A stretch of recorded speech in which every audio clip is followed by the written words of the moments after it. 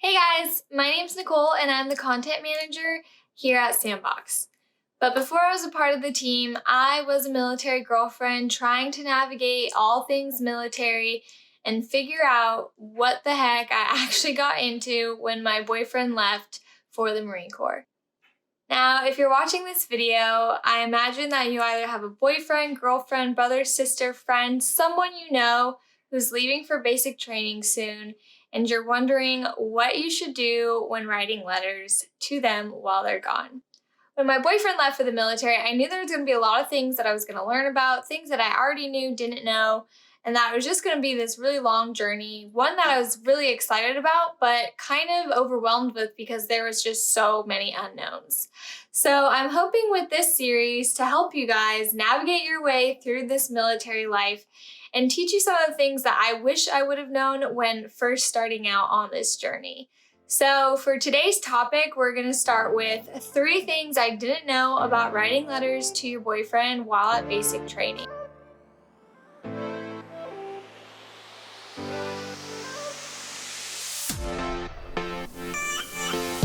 Now, before I start, I'm going to talk about 3 things that I actually did know before I started writing letters.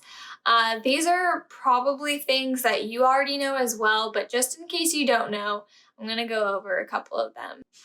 The first thing that I knew was that letters were going to be our only form of communication. Now, depending on where your recruit or trainee is going for basic training or officer candidate school, the rules might vary and they may or may not be able to use their phone if they've received the privilege or earned the privilege while training.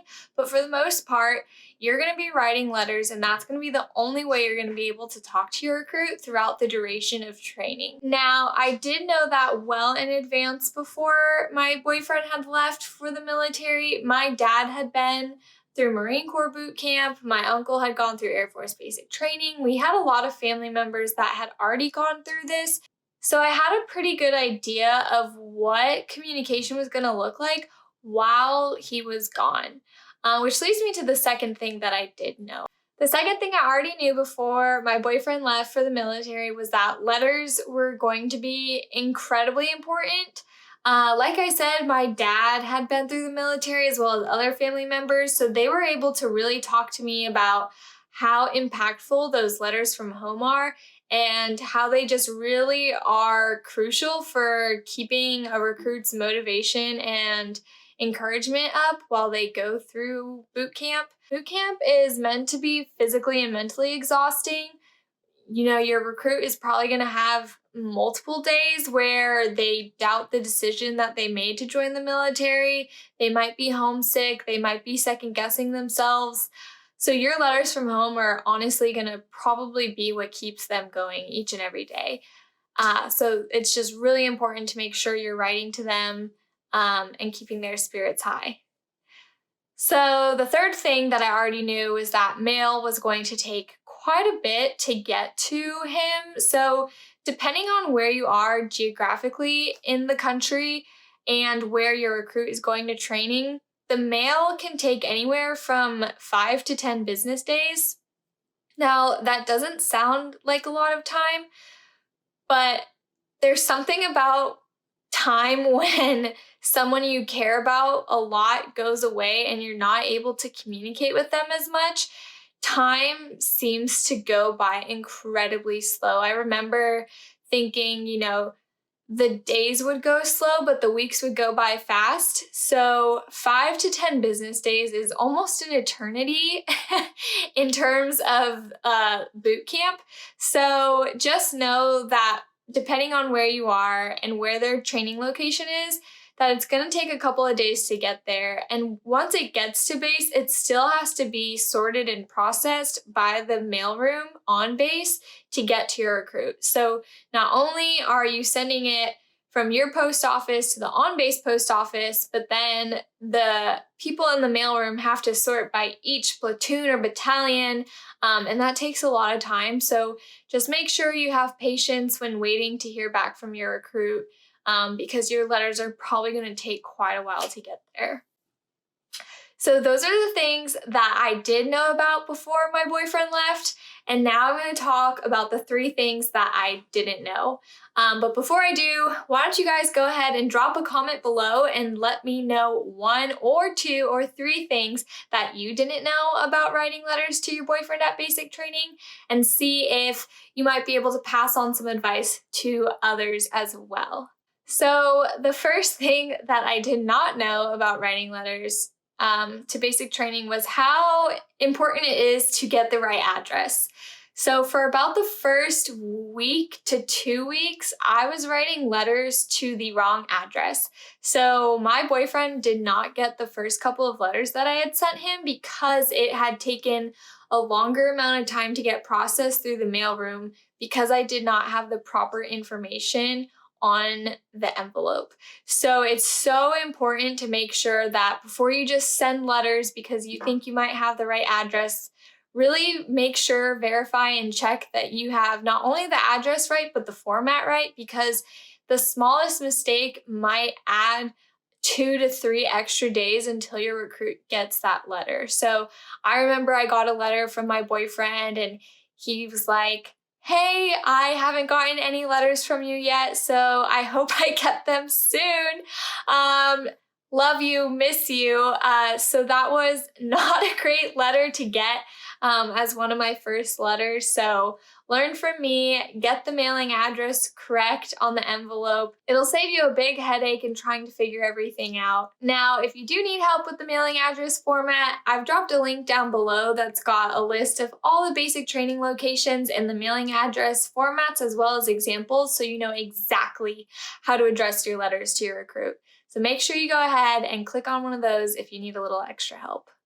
The second thing that I didn't know about writing letters to my boyfriend at basic training was that he was going to be incredibly busy and not be able to write back to every single letter that I wrote to him.